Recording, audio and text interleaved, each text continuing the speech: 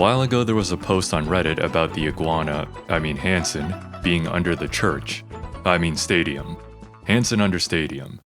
When you first enter the stadium as part of breaking into Dogtown during Dog Eat Dog, Hansen will begin broadcasting on the stadium TVs. Reddit user Commercial Theme 211 found the broadcast room out of bounds under the stadium. After looking around the place in free roam, I was unable to find anything. Half the stadium gets spawned only for the Firestarter mission, but that can be restored using the Locations Unlocked mod by Deceptious. However, this did not restore any semblance of Kurt's podcasting room either. Then I had the realization that this could be a separate area spawned only during that part of the mission. Luckily, I have a PL save post parking lot, and sure enough, the broadcasting room is present during Dog Eat Dog and probably only during Dog Eat Dog. It's right underneath the drink vendor. And since Kurt appeared to be fully animating, I assumed there was an actual hidden camera pointed at him. And after using photo mode, I can confirm that this is in fact a live feed. That is fantastic. So instead of pre-rendering a video for this section, they live animated Kurt in his little broadcasting room. And that's what I call neat.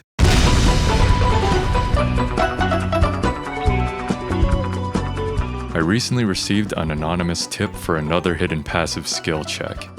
This one is in the Nancy side job in the name. This side job unlocks pretty deep into the game during Act 3 and requires completing the Samurai Reunion concert. The check is an intelligence-based one and occurs at the very start of the job, during the phone call between V and Nancy. The part of relevance is in the Can't Hurt to Try yellow prompt. With the job centered on tracking down Swedenborg, a V with adequate intelligence will showcase some net-running prowess, while a low-intelligence V seeks to outsource it. Can't hurt to try, right? Well, aren't you just bursting with a can-do attitude? Have it your way, then. I started looking into all this about a year ago, right after one of Swedenborg's followers lobbed a Molotov into the Helvetia branch.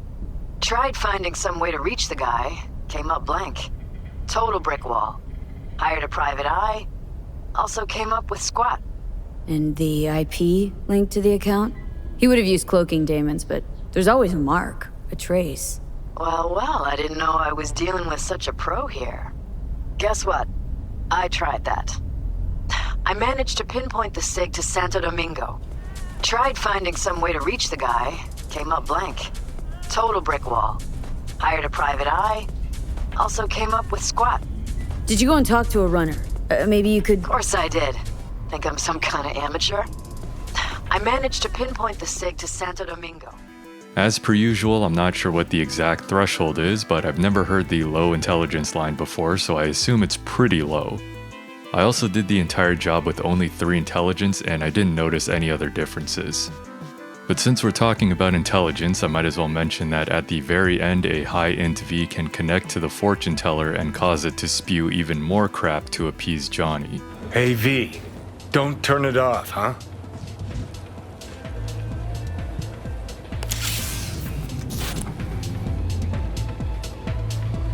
Hold on.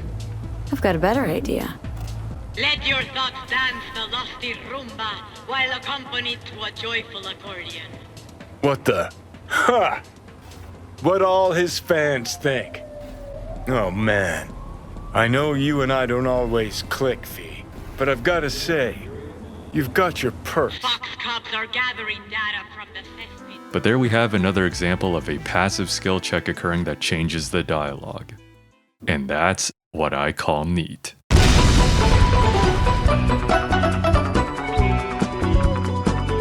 Open world games with a fast travel system usually have an in-world explanation for how it's done, and Cyberpunk is no exception. Although if you've never thought about it, this may be news to you. Fast travel is accessed via these terminals placed around the map. Your first guess might be that these are bus stops, which is pretty close.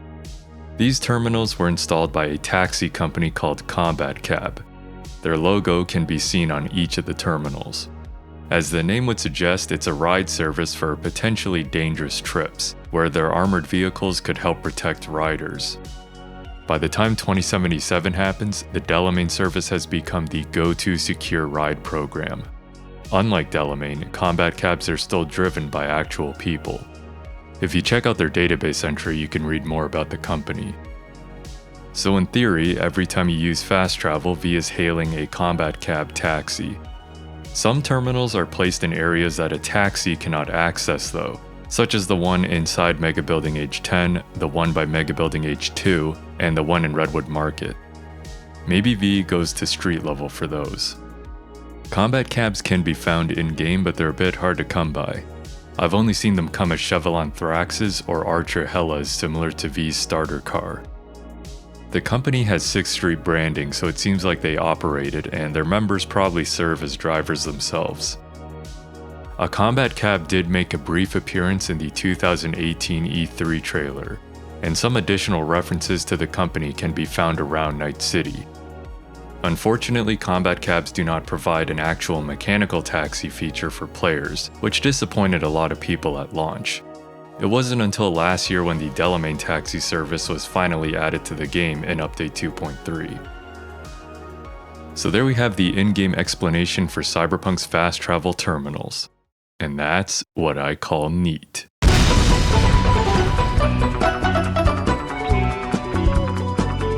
On a previous video, I got a comment from Kai Potato about a somewhat hidden interaction unlocked after completing the Zen Master brain dances.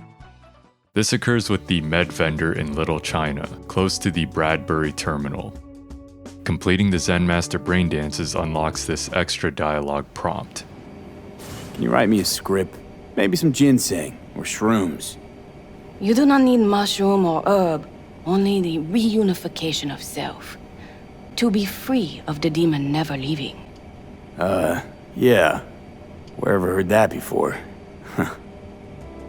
After some testing, I discovered that this additional yellow prompt is enabled by simply meeting the Zen Master at the park ahead of the first brain dance. All you have to do is have the mission turn from undiscovered to imagine. I met with the vendor during both states, and having the mission title display is enough to get the dialogue option. As far as I can tell, the dialogue doesn't do anything or add anything extra, so it probably should have been a blue prompt instead of a yellow one. I bounced around a couple of the other med vendors as well and was unable to find anything extra. This lady, who like most vendors has no name, seems to be the only one that is affected by this questline. And that's what I call neat.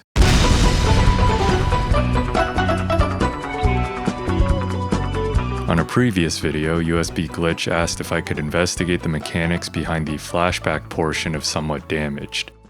While viewing episodes of Somi's past life, several NPCs will enter the apartment.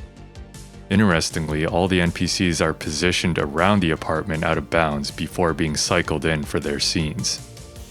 Most of the NPCs, including multiple versions of Songbird herself, are kept under the apartment until needed. Even another version of the door is kept down there. Somi's boyfriend is kept in the hallway.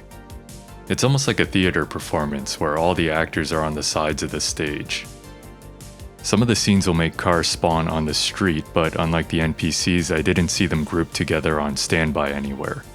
And look, combat cab. I assume they did this for efficiency reasons. Some of them, such as Songbird's friends, her boyfriend, and her normal form, are used in multiple scenes, so having them move off-screen reduces the amount of processing needed.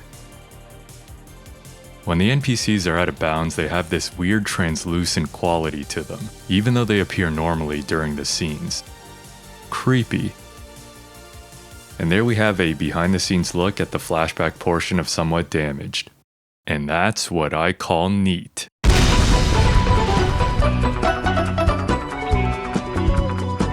In Cyberpunk, the majority of shirt and jacket sleeves are not visible in first person, an unfortunate byproduct of the various ARM cyberware that would cause clipping issues.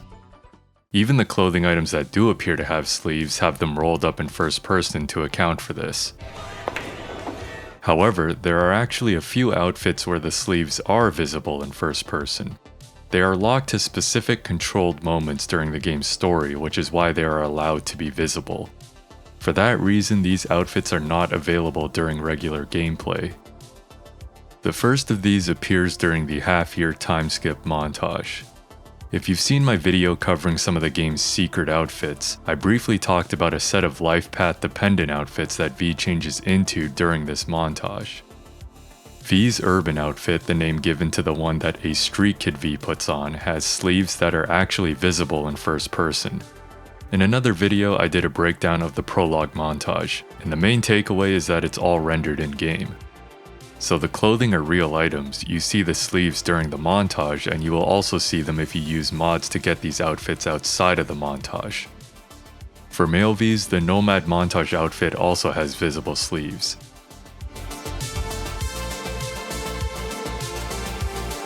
The half-year montage occurs automatically after the prologue, so players are not able to customize any cyberware at this point.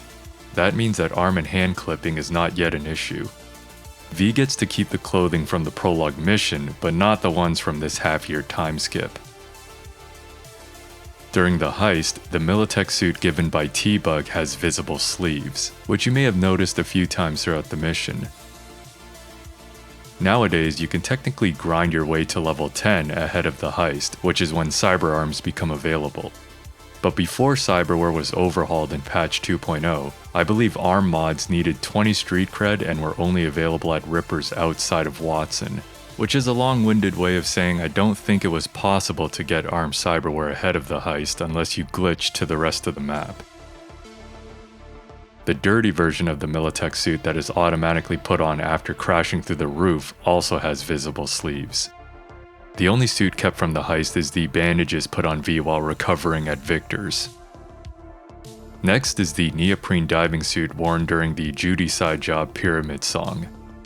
Combat is not allowed during the mission and the suit is not kept afterwards, so this made it pretty safe to show them. In the Path of Glory ending, V goes to space and wears an Arasaka space suit. The suit has visible sleeves and gloves. There's no combat in this section once again, so they didn't have to worry about any clipping issues. From Phantom Liberty, the diving suit worn during the Black Sapphire infiltration qualifies, but only at the beginning. When you make it to the warehouse, you'll still have the gloves on, but you may have noticed that jacking into the computer skips the personal link animation. I think they did that because the gloves don't have a cutout for it. There's another access point you can hack before the computer and the wire clips through the gloves, but it's so dark you can't really see it. While you're occupied with the cameras, the game secretly switches your outfit to a version of the diving suit without sleeves, gloves, or the headgear.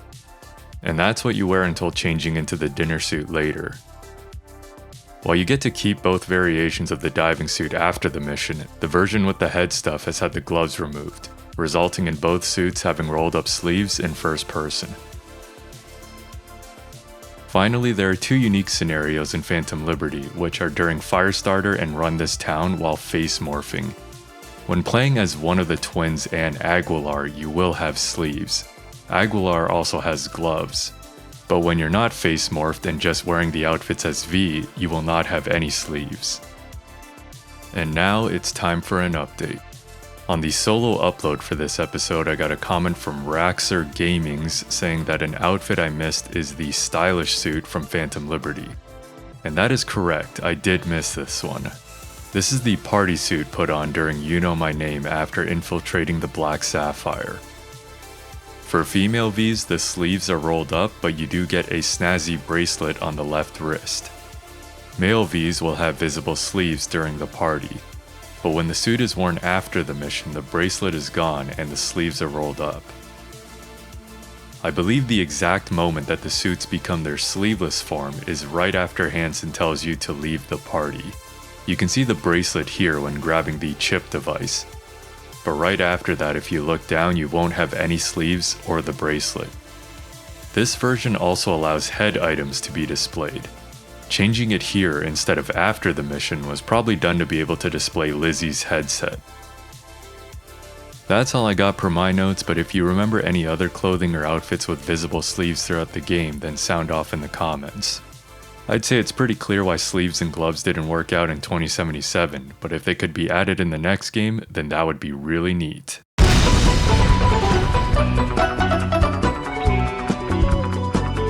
In this episode of Cyberpunk is Neat, we're looking at a passive skill check in the main job I Walk the Line. This was another submission by Kai Potato. Thanks again, Choom. The check is an intelligence-based one and occurs when interfacing with the van. A V with high intelligence will have some extra dialogue with Placide. I believe the check scales here since Act 2 is flexible with the mission order, so the cutoff will depend on what level you are. If I had to guess, it's probably the same as the one for the int-based dialogue at the end, where V asks if Placide can hack Agent Mosley remotely. Anyway, the check that Kai mentioned occurs during the "what are they looking for" dialogue option. What are they looking for exactly? Internal data forts. If they crush our eyes, they take Agwe and the entire net and return to the dark time of Patmos. What are they looking for exactly? Internal data forts.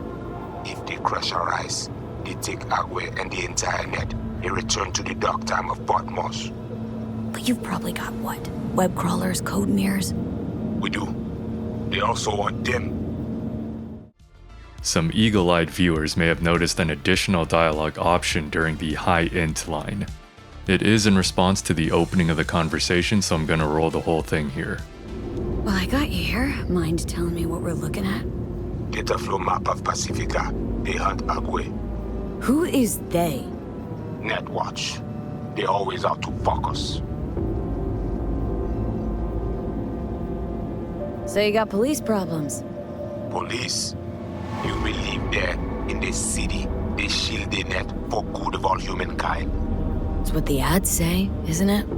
Netwatch is corp, paid for by other corps to protect corp interests on the net.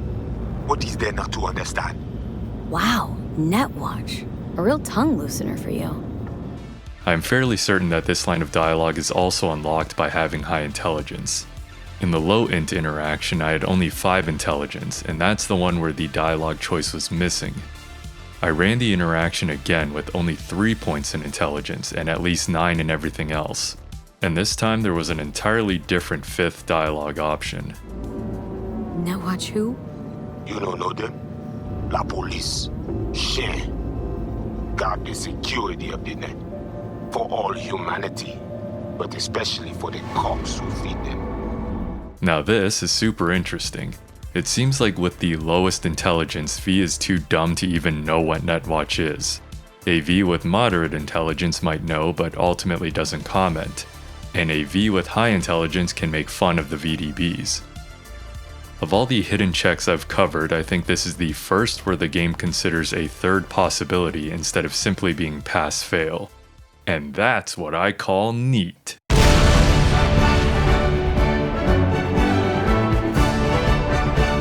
It's July 1st, so happy Canada Day to all my fellow Canadians out there.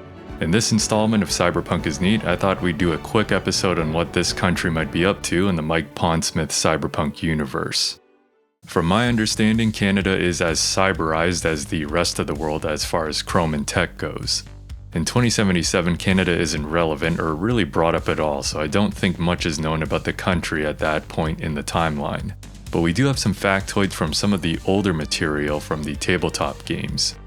Let's rewind to the 2020s. I think the best excerpt of what Canada is about comes from the Cyberpunk 2020 sourcebook Home of the Brave. On page 54, there is a section detailing America's neighboring countries.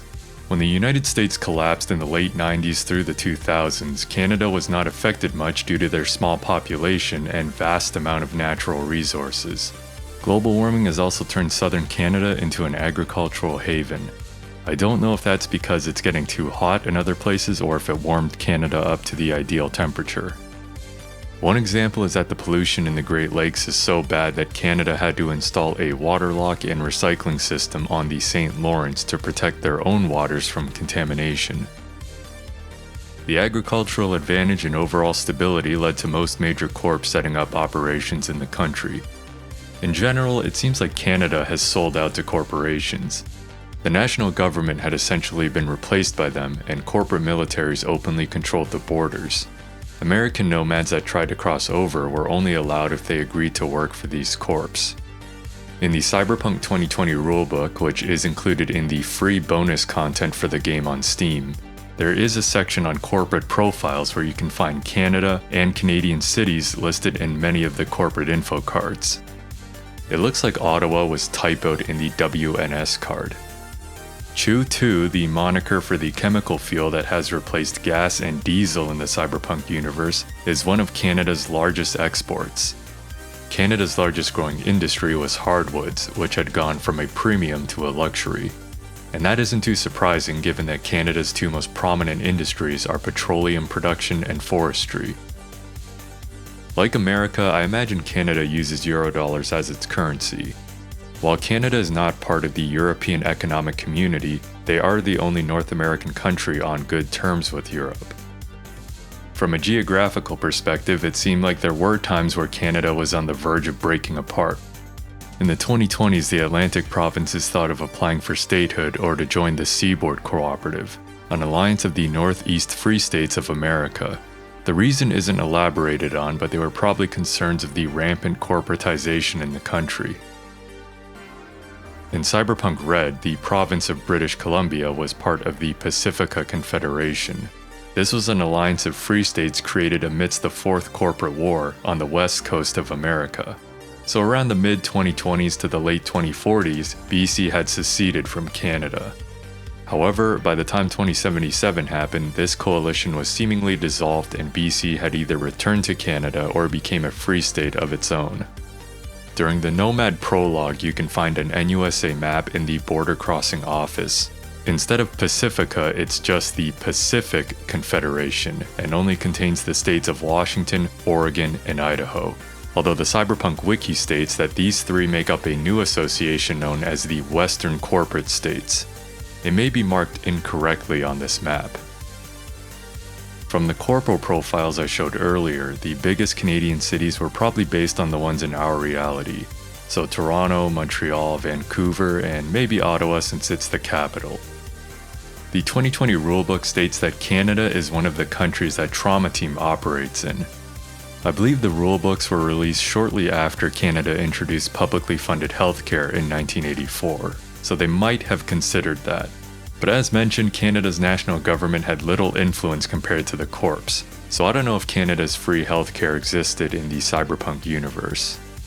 Quick update here, as I was actually wrong about this. Canada actually had universal healthcare since the 1960s, only at that time it was a provincial agreement and included inpatient hospital and diagnostic services. The Healthcare Act introduced in 1984 established the standards at a national level. Thanks to Roncy Raccoon and Adam B for the correction. Cyberpunk 2077 takes place several decades after most of this information, so again, I'm not sure how things are looking at this point in time. Canada was surely affected by large global events such as the Fourth Corporate War and Raish Bartmoss's data crash. Maybe in the future we'll get some updated lore on what Canada is like in recent years. Well, that's all I got for now, so hopefully you enjoyed this brief look at Canada in the Cyberpunk universe. I'm sure there's a bunch more in the source books that I'm missing out on, so if you know any other fun facts about this country or any others, then feel free to comment about them below. But here's a fun fact related to our reality. Did you know that the voice actors for Johnny and Rogue are both Canadians?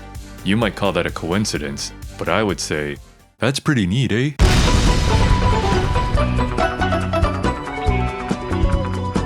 Cyberpunk has a bunch of NPCs you can encounter more than once that serve up some extra dialogue. But I think one of the more interesting ones is Lucy Thackery, the Ripper Doc from the Regina Gig Hippocratic Oath.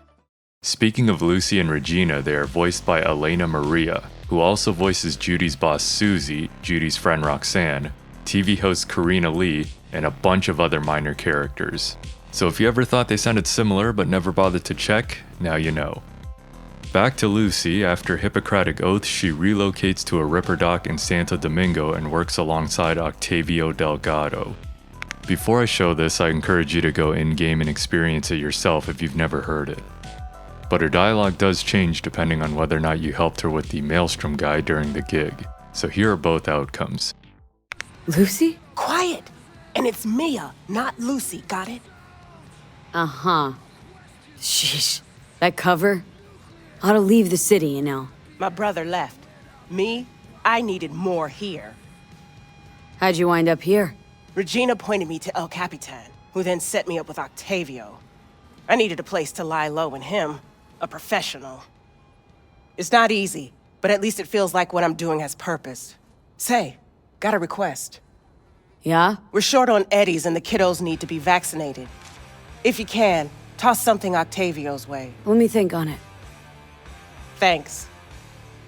Could be working well outside of town already. Place already has a ripper. Who? Octavio? Good girl, but hasn't learned all the ropes yet. Besides, we need all hands ready and available. If it's not infectious disease, it's drug-resistant fungal infections. Think you'll get by all right here? Listen, everyone, regardless of circumstance, has a right to get help to live another day. Got that? Lucy, what are you doing here? Quiet. Mia, not Lucy. Got it? Now scram! This cover's not gonna cut it, and Maelstrom's still after you. You gotta ditch the city. Are you still talking? Octavio! Yeah? This one over here. No aid for him, understood? Whatever you say. I get it, you don't want to see my face. I'll leave you to it then. Are you still talking?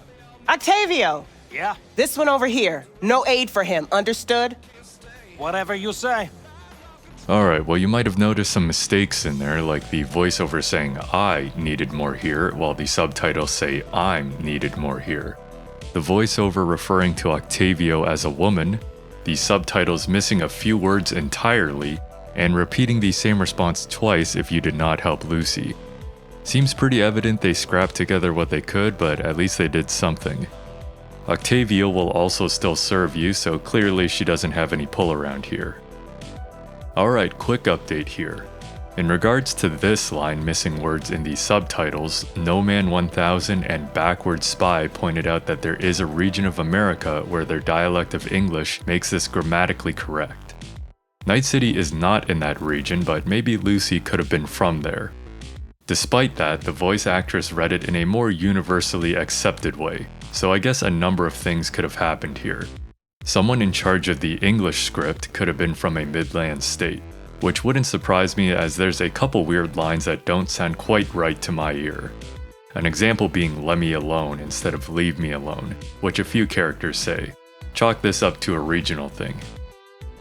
The voice actress might have read it wrong or read it correctly and decided to do the line her own way, or it's an actual genuine mistake. So my apologies to the American Midlanders. With all Ripperdocs sharing the same exact pool of cyberware since Update 2.0, a lot of players may have never ventured over to this guy, so this could be news to you. Anyways, that might not be the Lucy you would have hoped to run into again in Night City, but it's a nice surprise. And that's what I call neat.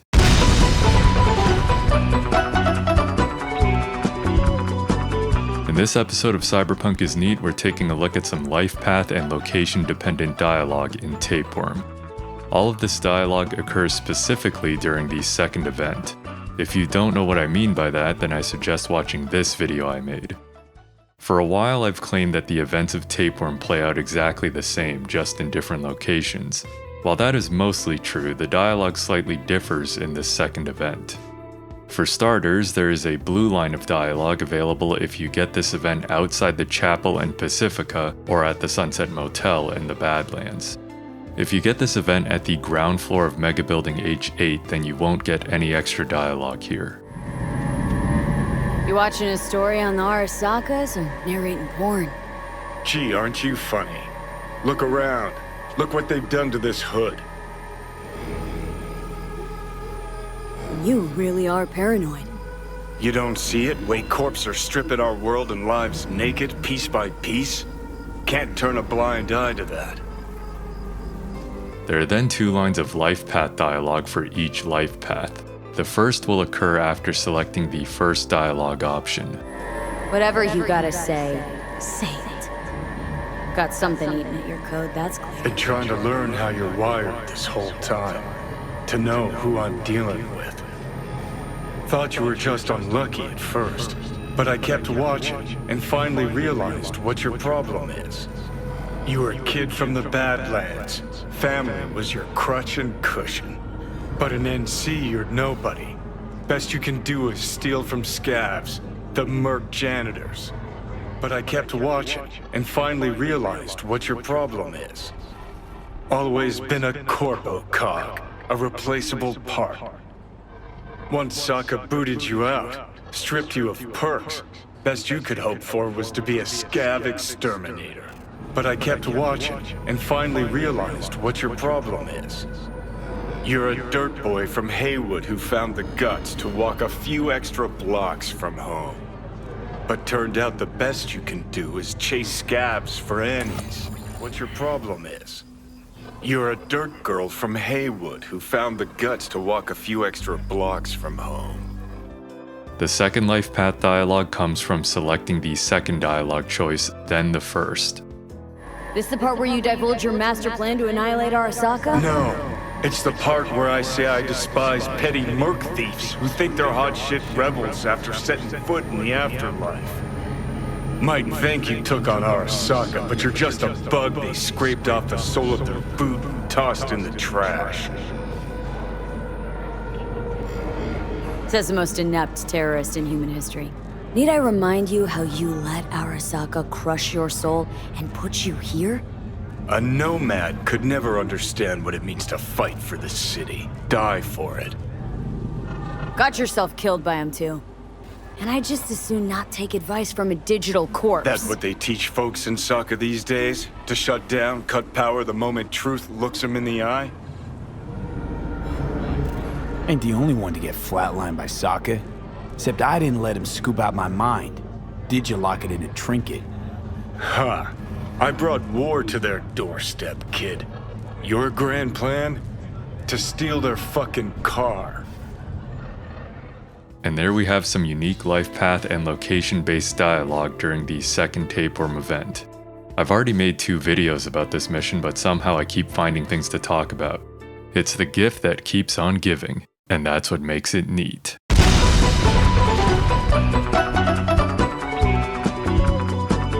Thanks for watching this season of Cyberpunk is Neat. A lot of you have been commenting and emailing me ideas for videos, which is awesome and I thank you for. But I just wanted to let you know that on my channel you can use the community tab to post comments as well, and this will actually let you include images. So if you prefer staying on YouTube and think images would help, that's another place you can do that. Thanks again to everyone that contributed to the episodes. I'll be back soon to kick off Season 3.